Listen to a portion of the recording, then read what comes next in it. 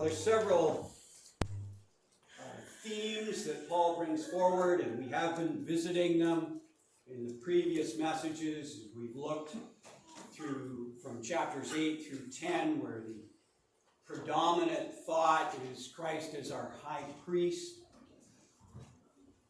But I thought for a moment I wanted to continue to fix our eyes on Jesus, the light of the world. We want to really hold him at the center of our vision. And one of the reasons why we need to continually do that and recognize him as the way, the truth, and the life is because of what is going on in our world today. I think all of us would biblically agree that we have an enemy, that he is at work, and his predominant means of working in the world is through deception and lies. We are being lied to continuously by this world and its systems. Reading from the New York Times, International Weekly. The title of the article is "True or False? Does it matter?" Does it really matter if anything's true or false? Because there's a new game show on TV. Anybody enjoy game shows? Yeah? Some of us enjoy pitting ourselves against the contestants to see if we know any better than they do. But this new game show, well, it has plenty of things that we're familiar with in a game show. It has Howie Mandel. And there are a big board of increasing cash prizes. There are contestants answering multiple choice questions about science, history, and geography, and sometimes, often actually, they answer wrong. But that's where the real game begins. A lack of knowledge is no disqualification. It's practically a requirement. In this trivia contest, being right is much less important than seeming to be right. A distinction that elevates an otherwise unremarkable game show into a fiendishly timely symbol of our scam-saturated culture. That's what they're actually writing. They're saying our culture is scam-saturated, and this game show is about lies and deception. The better you can lie and convince the panel of judges that you're right, that your answer that you picked is right, the more chance you have of getting ahead and making money in the world. And that is a reflection of where our world is today. Television has often been on the cutting edge of what is happening. The article goes on to say on page 9, and I was astounded at the clarity with which this article portrayed our culture. Let's see if I can find page 9. Continuing, true or false, does it matter? Netflix new game show reflects a culture of deceit. More and more, our culture reflects the father of lies, who they are following. We follow Jesus, the way that we are to live, the truth that we are to declare, the life that we are to embody is distinctly different from the way that the world is going, and the truth that they don't really believe even matters, and the lives and life they are embracing. Finally, the real answer is revealed in the if the contestant was right, and it's on to the next round. If the contestant was wrong, it's still on to the next round. As long as they at least convinced one of their judges and duped them. Players can win up to $1 million while getting more answers wrong than right. You know almost nothing, Harry Mandel, Mr. Mandel tells one inaccurate contestant, but it doesn't matter. What does? Confidence, personality, vivid but not overly vivid examples, knowing that it's often easier to fool people, not with a totally false fabrication, but by taking actual facts and mashing them up with invented details into a true, false Frankenstein fiction. Be careful when the world mixes truth and lies together. It's an easy way to get deceived. And so we choose to fix our eyes on Jesus. In his light, we will see the truth and not fall into the traps of this world and be sucked in by its lies. But too often the church has done this strange, I don't know, I call it a Buddhist Christianity. Are you familiar with the Buddhist symbol, the yin and the yang? It's a circle, it's sort of a teardrop in it. One side's black with a white dot, one side's white with a black dot. Any hands vaguely familiar? Thank you. In that thinking, within every good, the white, there's a little bit of dark. Within every dark, there's a little bit of good. You can find a little good in evil. You can find a little evil in every good. It's all kind of relative.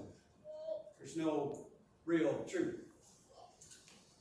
Yet Jesus said, I am the truth.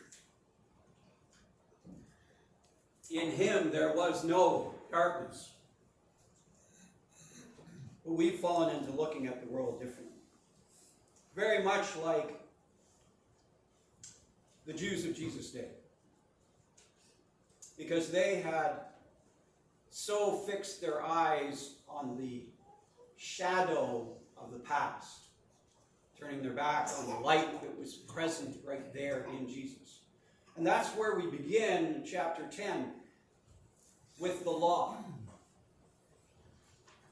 Now, no one reading this book in Paul's day would have questioned what he was talking about when he said the law.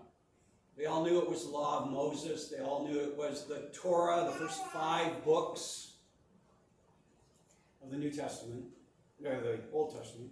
Yeah. So that's the law. And remember, Jesus spoke more often and quoted more often from the law, and actually from the 3rd book of the law, of the Torah, of the first 5, than any other of the books of the Bible. And the 3rd book is Genesis, Exodus. Oh dear. Leviticus. And what's the 4th one? Numbers. Where does Deuteronomy come in? After that? After that? Oh, good. Well, thank you for helping me out there. So Jesus quoted more often from the 5th book of Deuteronomy, of the Torah, which is Deuteronomy. Genesis, Exodus, Leviticus, Numbers, Deuteronomy. Good. We know that. So maybe if we want to be more like Jesus, maybe we should be looking more at Deuteronomy. It's just an idea. When was the last time anybody read from Deuteronomy? Yet Jesus quoted more from that than any of the other books. Just thought. We've got shadows and foreshadowing out there. Now, that word in the Greek that says shadow, the law was a shadow of the things to come. It's actually got meaning of foreshadowing. Now, do you know what foreshadowing is? Okay, few people know what foreshadowing is, and a few people didn't raise their hands because they're Baptists and they're afraid they're going to be volunteered for a committee. They raised their hand. So, foreshadowing is when we get an inkling, we get a hint. How many of you like murder mysteries? Murder mysteries? Mysteries? No, nobody likes murder mysteries. Nobody likes, in a murder mystery, you often are in a book, you'll often get hints of what's going to happen, hints of who the guilty person is. You may not see it until you go back and look at it again. That's foreshadowing. When a writer puts in hints along the way of what's coming in the future. And Paul was really saying that there's many, many hints to Jesus right there in the first 5 books. Right there at the very beginning and all the way through, because we know from the story of the guys on the road to Emmaus. Familiar with that story? New Testament, road to Emmaus. After Jesus is risen from the dead, he encounters 2 guys who are leaving Jerusalem, and they're all, disappointed about what's happened, because they thought Jesus was going to be the one that was going to set everything right. And he comes alongside and he says, "So what's up?" And they kind of go, "Well, where have you been?" But Jesus goes and takes them through all the law and the prophets and tells them about himself. Now, wait, and I'm kind of going, wait a second. Jesus is talking about himself to 2 guys, and they know all the stories, but they've never recognized it. They saw it as shadow in the light of him, but even when he's telling them all about himself, they don't clue in until he actually says a prayer. And then it says their eyes are open, and they went, "Wait a second, it's you. You've been talking about you this whole time." And we didn't get it because we weren't looking at him. We're looking at past, we're looking at the law, we're looking at the old stuff, looking with old eyes. The old system under the law of Moses, verse 1 of chapter 10, Hebrews. We're back there. Sorry. I'm bad for my rabbit trails, aren't I? All over the place. In the particular version of Hebrews that I am reading from, it helps because it says the old system under the law of Moses. Because law is one of the themes you'll find in these 18 verses. It begins with that and it ends with that. Paul sandwiches this idea of law, and we'll see later in this talk, if we get there, if I'm really quick and don't go off on too many rabbit trails, we'll catch up to the law again, but it's a law from a different perspective. Later on in the verses, it is my law, not the law of Moses, not what was given to Moses, not the 10 commandments that Moses broke. All 10 commandments in one shot. Did you know that? He broke all 10 commandments in one go. You're looking at me puzzled. He had the 10 commandments and he threw them down and broke them. He broke them all. Okay, moving right along. Our next slide, please.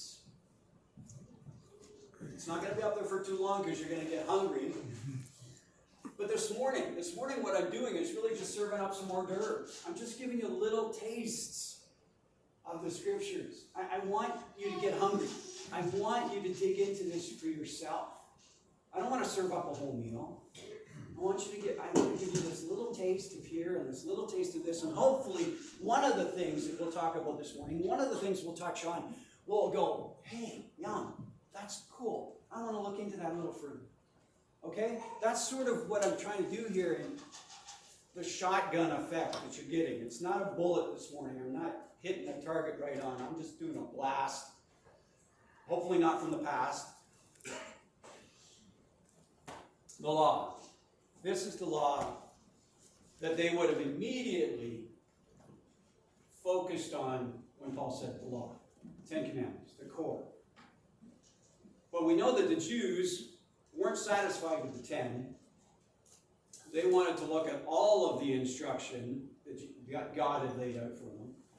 600 and some laws that they had, that God had given them throughout the Torah, the first 5 books, right down to don't cook a kid in its mother's milk.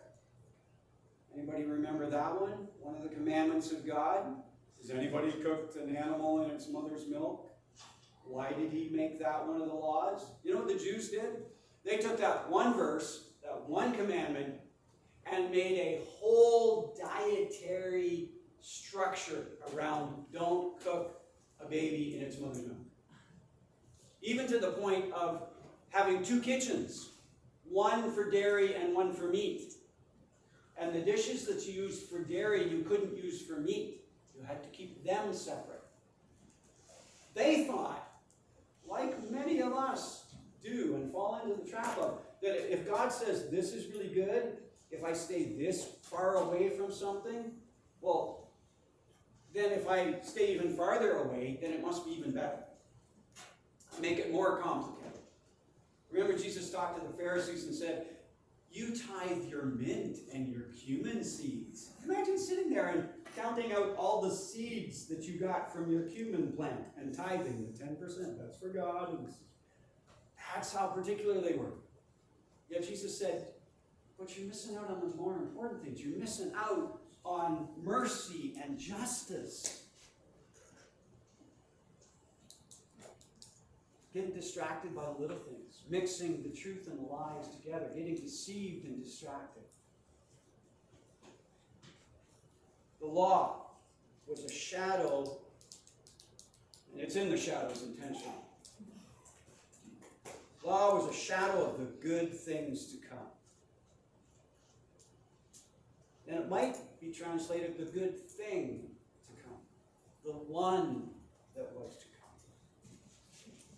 The sacrifices under that system were repeated again and again, year after year, but they were never able to provide perfect cleansing. They were never able to make perfect those who came to worship. But that begs the question, what makes you perfect? If that wasn't able to make you perfect, and perfection is the goal, what makes you perfect? If they could have provided perfect cleansing, these sacrifices would have stopped, for the worshipers would have been purified once for all, and their feelings of guilt would have disappeared. How many of you experience feelings of guilt? I get the enemy throwing guilt at me all the time. Taking me back into my past, showing me my screw-ups, reminding me about those people that I hurt. Some wonderful, godly, precious children of God that I did not love appropriately, that I hurt. And the enemy wants me there. The enemy wants me crushed under that sense of guilt and shame. That just gets me stuck there. When I see myself in that light, I'm not looking at the real me, and I'm not looking at Jesus. I'm looking at me and my mess-ups and my past. But Jesus, when I look at Jesus, I see myself differently. When I listen to the lies of the enemy and says, that's who you are, I got to go to Jesus to find out who I truly am, who he says I am. If I was just to look at the law, the rules and regulations that I've broken often, if that's all I had to look at, then I would continue to feel the guilt that the children of Israel felt. Now, why are they referred to the children of Israel and we are referred to as the children of God? Do you remember the meaning of Israel? The name Israel? Eucor? What's it mean? It was Jacob's name. Israel. Jacob's name was changed to Israel, wasn't it? So what was he originally? Jacob. And what does that mean? Deceiver, or the one who came out grabbing his brother's heels, trying to trip him up from the very beginning. Who's the one that's always trying to trip us up? It's the enemy. The enemy's always trying to trip us up.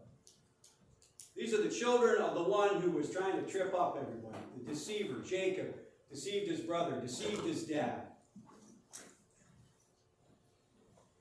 The world is being deceived. Don't follow the world and the ways of the world and the lies of the world. We need to follow Jesus, the way, the truth, and the life. Every year, the community of the children of Israel, of the deceiver, would hold their breath. Because the high priest would go into the temple with a rope tied around his ankle.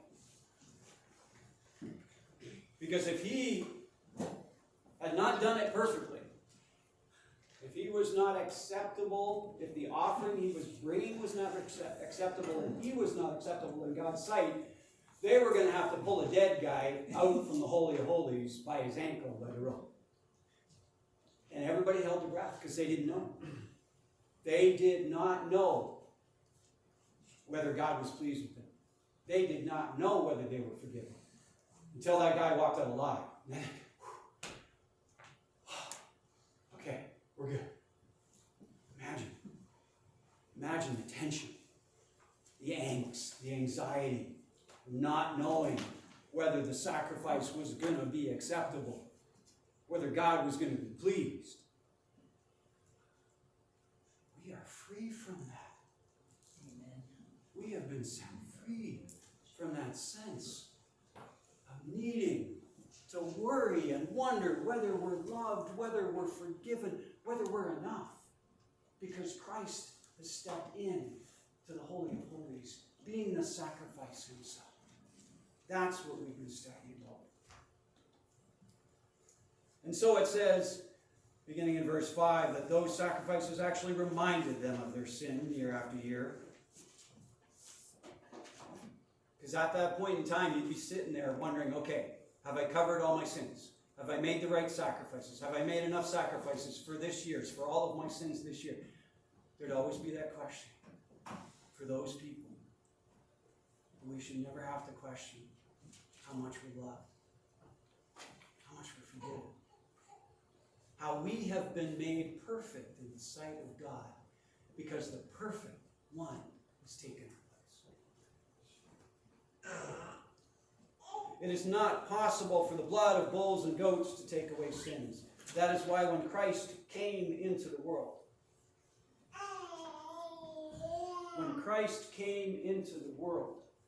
it's not just the world that God entered. Remember, God is outside of creation. God is the maker of it all. He stands outside of the universe in its incredible expanse. And he stepped into his creation, into the universe. I love this picture. This is the Horsehead Galaxy. It's, I think, 116 million light years away. You know, a light year is the distance that light travels in a year at, at a really, really fast pace. But I just want to, I'm a bit of an astronomy geek. I love pictures, and we're getting some really exciting ones. This is from the Hubble Space Telescope, where we're seeing things in the universe that just boggle the scientists' minds. They just never conceived of the things that are out there that they're seeing. The handiwork of God. He stepped into his creation. Like a creator of a world who writes a novel and then becomes a character, but not just becomes it, that all became real. And he steps into his own story, becomes the writer of the story, and then the protagonist, the chief actor and person in the story. He enters into the world and he says, "You did not want animal sacrifices or sin offerings." Wait a second. You did not want animal sacrifices or sin offerings.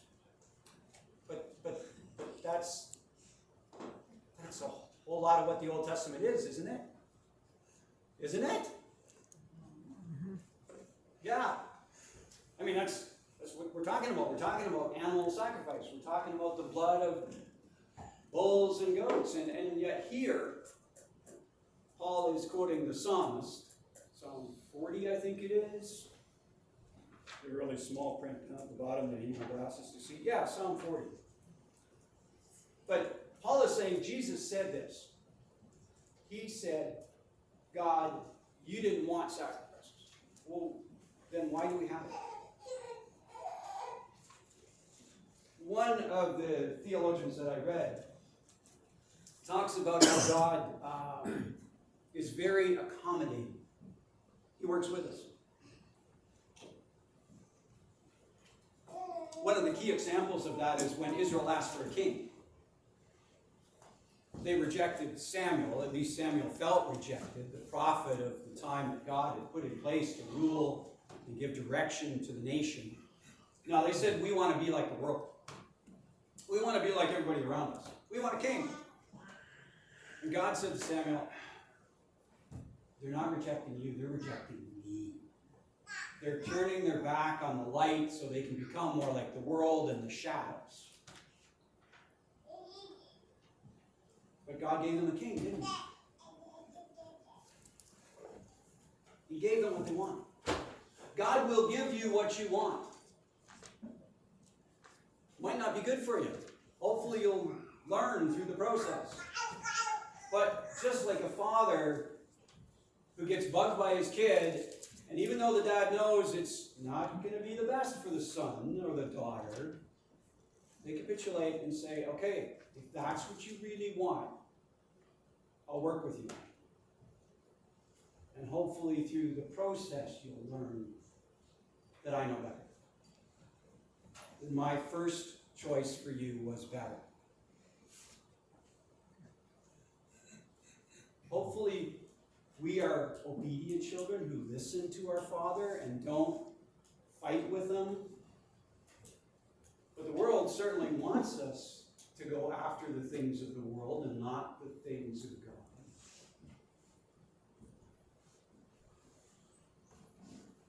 God entered into his creation and said, the way you wanted it is not the way I wanted it. But you have given me a body to offer. Christ said, it wasn't the original plan. The original plan was Eden. But you made a choice.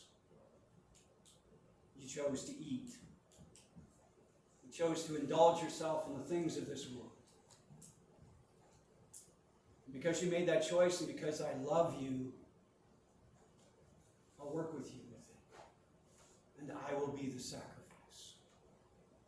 Remember one of the first things God did in his relationship with Adam and Eve? They tried to clothe themselves with fig leaves. He clothed them with skins. Where the skins come from? A sacrifice. A life that would be taken.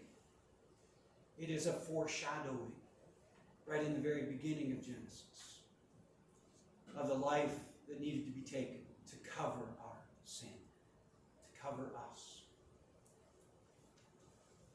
You were not pleased with burnt offerings or other offerings of sin, but you instituted it because that's what the people wanted. People of Israel came out of Egypt. What's one of the first things they do? They make themselves an idol. We sang about it. Give us clean hands, pure hearts. Don't let us turn to idols. First thing they did was make an idol. Golden calf. I love Aaron.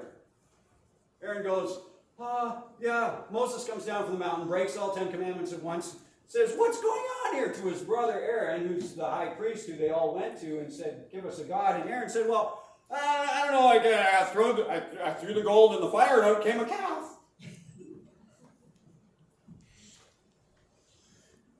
We are really good at coming up with creative excuses, aren't we?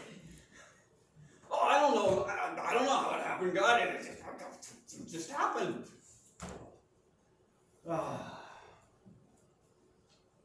Then Christ said, look, I have come to do your will, as it is written about me in the Scriptures.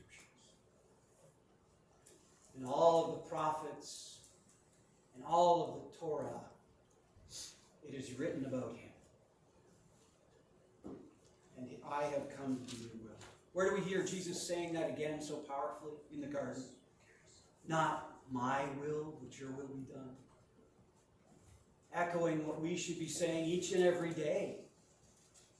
Because if we're not reaffirming that it's His will we want to be doing, then we're either going to be doing our will or the will of someone else who's of the world and who's deceived by the enemy.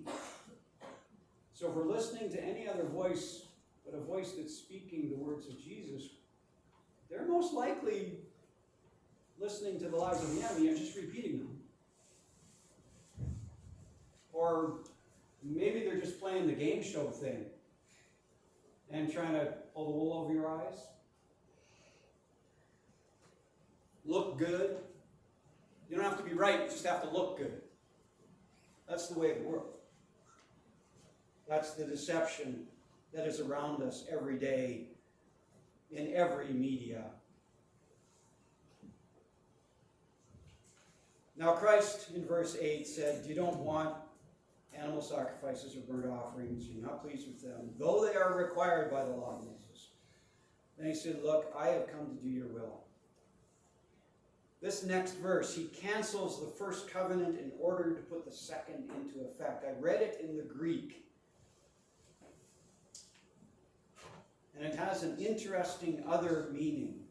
For God's will was for us to be made holy by the sacrifice of the body of Christ. There's another way of reading that. He cancels the first covenant in order to put the second in place. To cancel something is to put it away. The other meaning for putting something away is to kill it. To put it to death. A foreshadowing of Christ's death. He chose to be put away. He chose death. So that a better way, a second covenant could be put into place. Because it is God's will for us to be made holy by the sacrifice of the body of Jesus Christ once and for all. So you see how that fits? It's not just about the first covenant being put away and the second covenant coming into being. It's Him choosing to be put away. Choosing death. So that He could bring life, a covenant of life, instead of a covenant of death, and continual death, and continual death, and continual death, and continual sacrifice. He said, no, one death, so that there could be life for you. Because of the sacrifice of the body of Jesus Christ, once for all time. All time. He entered into the universe, into time, so that He could cover all of time. From Adam to the very last breath that is breathed on this planet. Under the Old Covenant, the priest stands and ministers before the altar day after day after day after day after day after day, offering the same sacrifice again and again, which can never take away sins.